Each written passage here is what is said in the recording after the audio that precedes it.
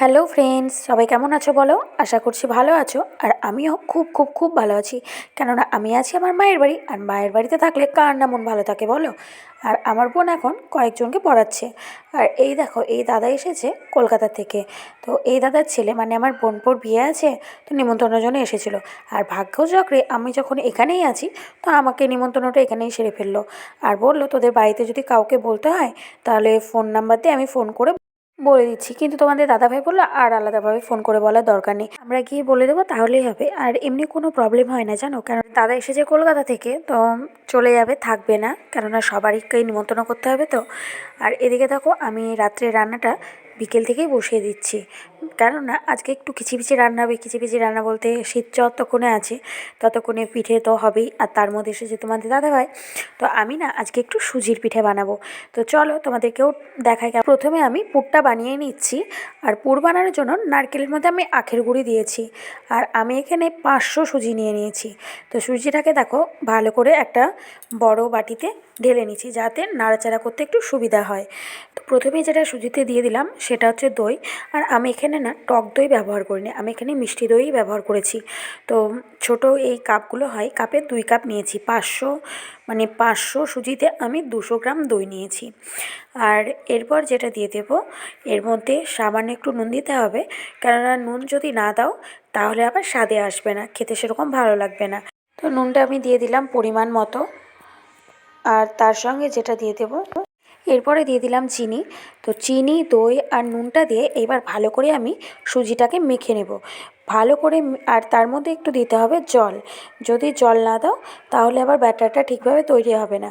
আর ব্যাটারের ঘনত্বটা খুব পাতলাও হবে না, খুব ঘনও হবে না।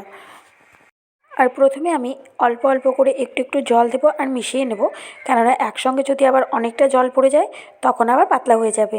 তো আমি অল্প অল্প করে জল দিচ্ছি আর মিশিয়ে নিচ্ছি।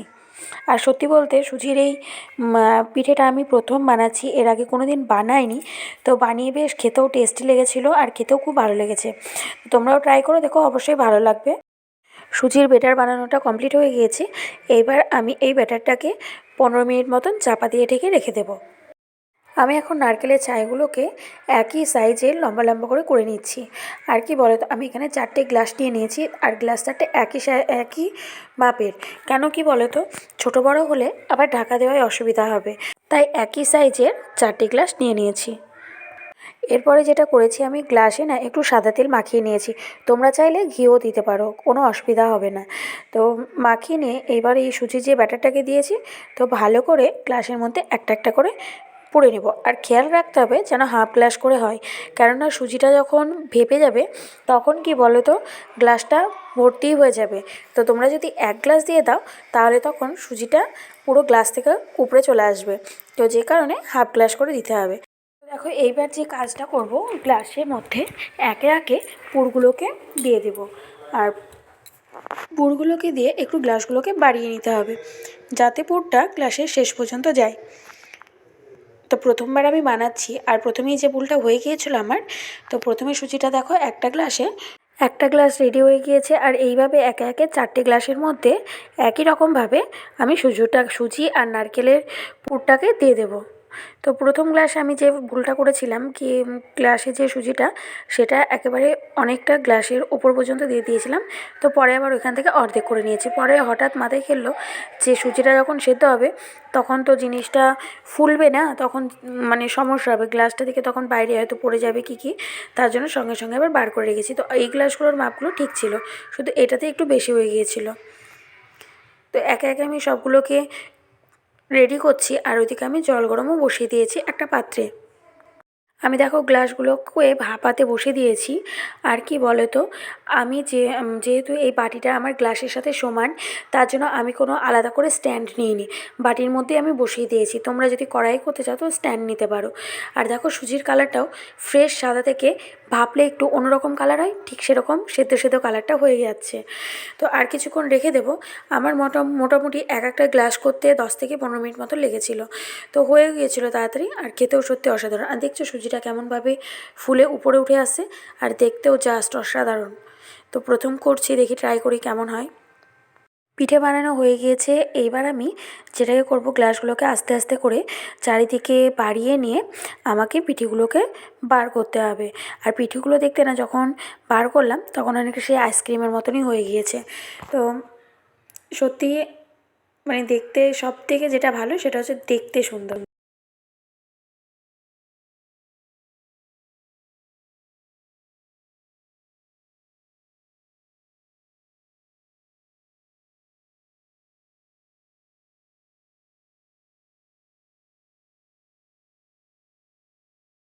একে একে আমি সব পিঠেগুলোকে বার করে নিয়েছি।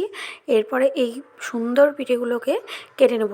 তোমরা চাইলে এরকমভাবে গ্লাসের মতন ধরেও খেতে পারবে, কিন্তু কি বলো তো, এতটা খাওয়া খুব টাফ। এক পিস খেতে গেলে আর খেতে পারা যাচ্ছিলো না এরকম। তো এবার আমি সুন্দর করে এগুলোকে কেটে নিই। তো দেখো, সুজির পিঠে বানানো কমপ্লিট করে ফেলেছি। আর সত্যি দেখতে জাস্ট অসাধারণ, এতটা সুন্দর হয়েছে তা বলার নেই। তো আমার যে ডিউটিটা ছিল, মানে আমি সুজির এই যে পিঠেটা বানাবো বলেছিলাম, তো আমার বানানো কমপ্লিট। এবার মা আর বৌদি বানাচ্ছে ভাজা পুলি। আর এই ভাজা পুলি আমার বোনের খুব ফেভারিট। আমার বোন শুধু শীত আসলেই বলবে মা ভাজা পুলি করো। আর ওদিকে তোমাদের দাদাভাইও এসেছে, আর তোমাদের দাদাভাইও ভাজা পুলি খেতে ভালোবাসে। তো বললাম যখন জামাই আছে, যখন বোন খেতে যাই, তো একই দিনে দুজনকেই খাইয়ে দেওয়া হবে। তো মা আর বৌদি বানাচ্ছে। আর আমি আগে থেকে একটু শিরা করে রেখেছিলাম খেজুর করে, তো সেইটাতে কিছুটা ভাজা পুলি ভেজে রাখবো আর কিছুটা শিরাতে ফেলে দেবো। আর যেগুলো শিরায় ফেলবো সেগুলো সকালবেলায় খাবো, আর ভাজাগুলো এখন খাওয়া হবে। তো আর আমার ডিউটি পড়েছে ভাজা পুলিগুলো ভাজার। আমি ভাজছি আর বৌদি ময়দা মেখে টেখে দিয়ে ভালোভাবে পুলি টুলোগুলোও ঠিক করে দিল। আর মার বৌদি মিলে তৈরি করলো আর আমি ভাজছি। তো দেখো, রাত্রে রান্না বান্না সব কমপ্লিট করে দাদু নাতি আর দিদাতে লড়াই চলছে। মানে আমার বাবাকে আমার ছেলে উঠাবে আর বাবা শুয়ে পড়ছে বারবার, তাই নিয়ে চলছে। তো চলো, আজকের ভিডিওটা আমি এখানেই শেষ করছি। সবাই ভালো থেকো, সুস্থ থেকো। আর তোমরা যারা যারা আমার চ্যানেলটিকে সাবস্ক্রাইব করোনি তারা ঝটপট সাবস্ক্রাইব করে দিও। চলে আসবো আবার একটা নতুন ভিডিও নিয়ে। তো আজকের মতন বাই, গুড নাইট।